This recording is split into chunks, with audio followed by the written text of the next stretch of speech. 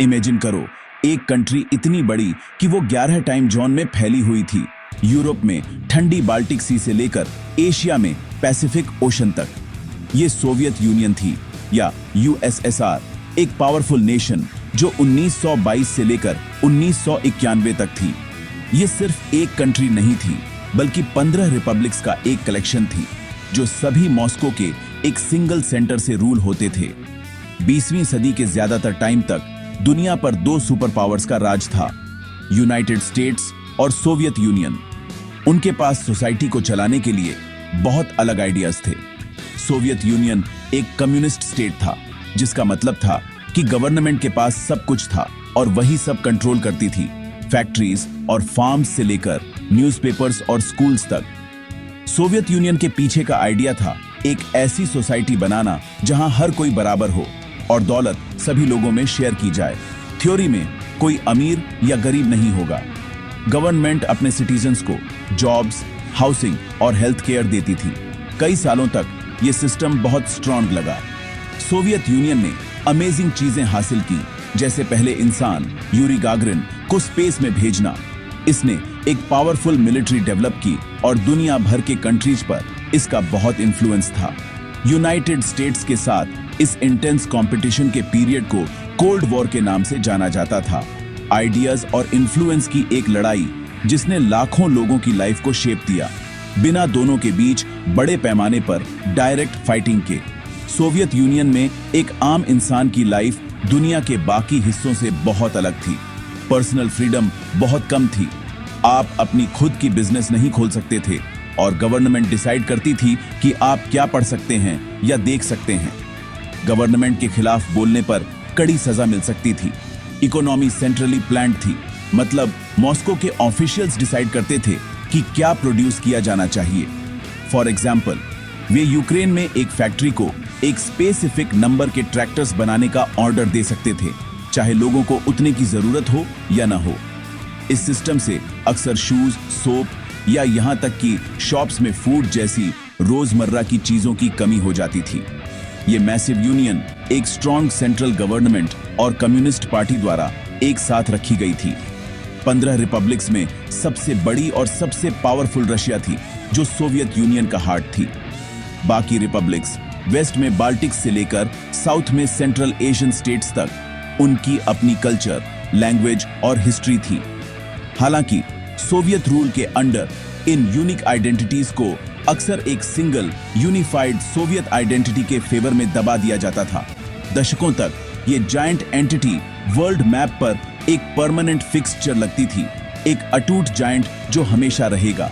लेकिन पावर और कंट्रोल की सतह के नीचे दरारें पड़ने लगी थी, जो 20वीं सदी की सबसे इंपॉर्टेंट घटनाओं में से एक के लिए स्टेज सेट कर रही थी। तो इस सीमिंगली इनविंसिबल सुपर पावर के टूट जाने का क्या कारण था? कारण कॉम्प्लेक्स हैं, लेकिन एक मेजर फैक्टर इकोनॉमी थी।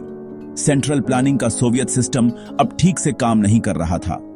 1980 के दशक तक country cold war arms race में यूनाइटेड स्टेट्स से कंपटीशन करने के लिए अपनी मिलिट्री पर बहुत पैसा खर्च कर रही थी। इससे बाकी सबके लिए बहुत कम पैसा बचा।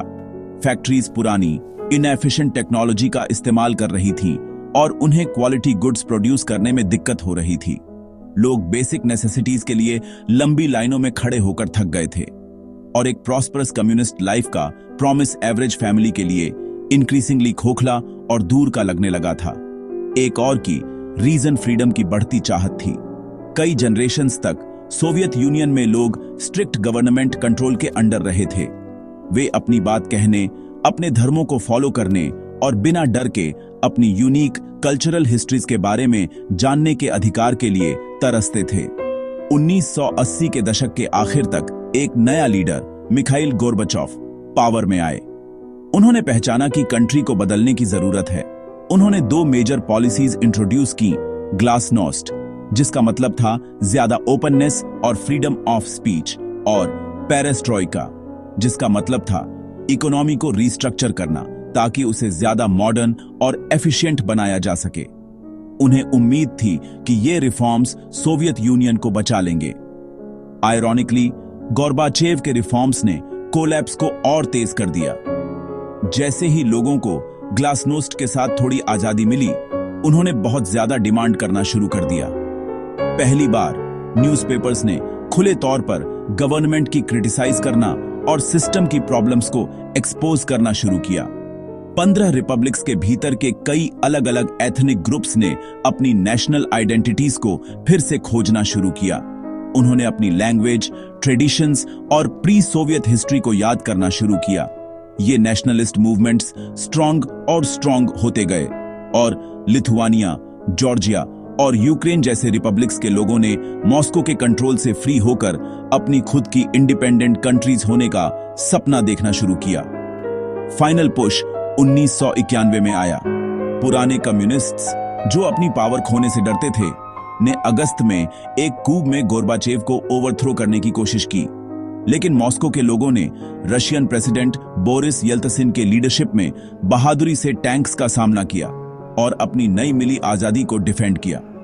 कूप फेल हो गया, लेकिन इसने सेंट्रल गवर्नमेंट के अथॉरिटी को फैटली कमजोर कर दिया। एक एक करके रिपब्लिक्स ने अपनी इंडिपेंडेंस डिक्लेयर कर दी। ये एक डैम के टूटने जैसा था। साल के आखिर तक सोवियत यूनियन का अस्तित्व खत्म हो गया था। 25 दिसंबर 1991 को मिखाइल गोर्बाचोव ने रिजाइन कर दिया और क्रेमलिन से लाल सोवियत फ्लैग आखिरी बार नीचे उतारा गया, जो एक एरा के अंत का प्रतीक था। 1991 में सोवियत यूनियन के कोलैप्स ने यूरोप और एशिया का मैप फिर से बनाया। एक विशाल कंट्री की जगह 15 नए इंडिपेंडेंट नेशंस का जन्म हुआ। इनमें से हर एक कंट्री एक सोवियत सोशलिस्ट रिपब्लिक थी और अब वे अपना रास्ता चुनने के लिए फ्री थे। इनमें सबसे बड़ा बाय फार रशिया था, जिसने सोवियत यूनियन की seat United Nations security council में और उसके विशाल न्यूक्लियर आर्सेनल को इनहेरिट किया। बाकी 14 कंट्रीज को उनके ज्योग्राफिक लोकेशन के हिसाब से ग्रुप किया जा सकता है। हर एक ने एक बड़े होल का हिस्सा होने के दशकों बाद एक नई नेशनल आइडेंटिटी और एक नई इकोनॉमी बनाने के लिए एक चैलेंजिंग जर्नी शुरू की। ईस्टर्न यूरोप में बाल्टिक सी पर 3 नेशंस उभरे, एस्टोनिया, लातविया और लिथुआनिया।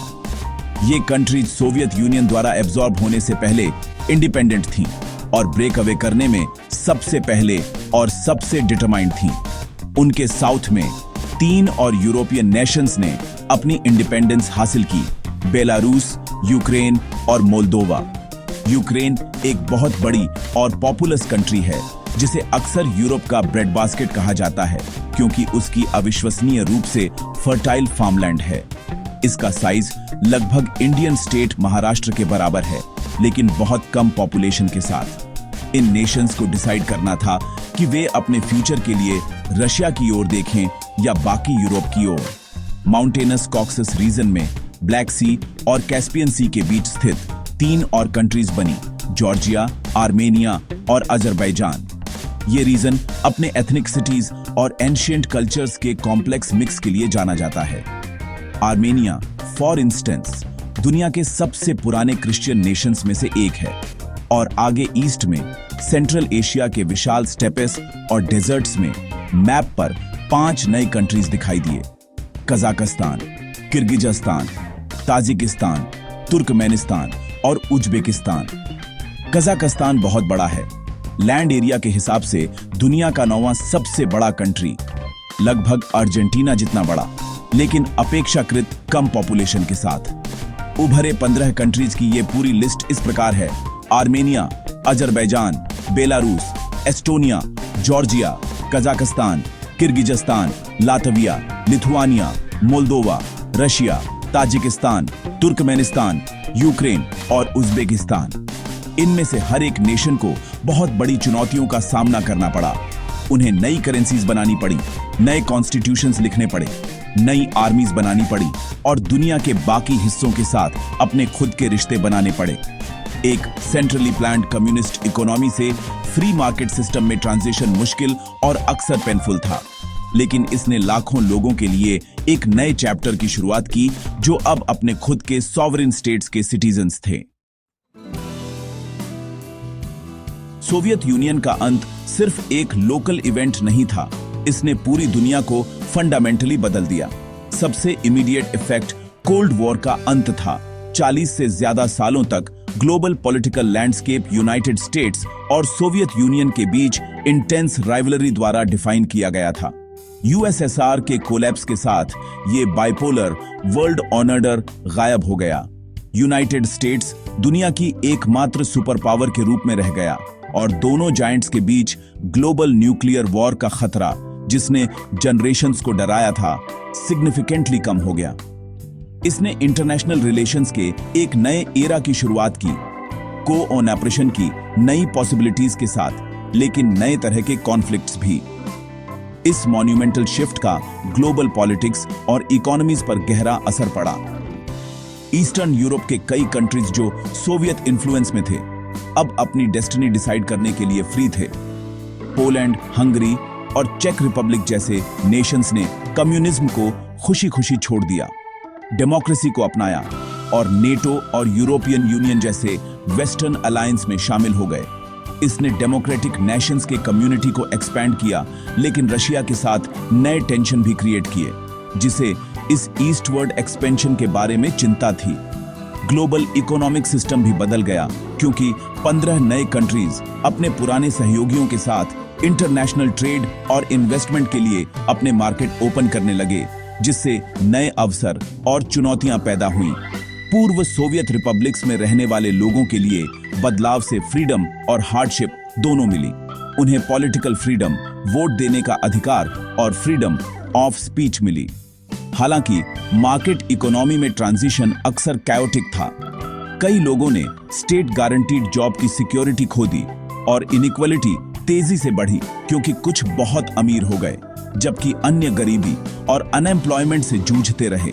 कोलैप्स ने रशिया में चेचन्या, आर्मेनिया और अजरबैजान के बीच नागोर्नो काराबाख और हाल ही में यूक्रेन जैसे रीजन्स में लंबे समय से दबे एथनिक और टेरिटोरियल कॉन्फ्लिक्ट्स को भी उजागर किया, जिससे पता चलता है कि सोवियत बॉर्डर्स की लेगेसी इंस्टेबिलिटी पैदा करना जारी रखती है।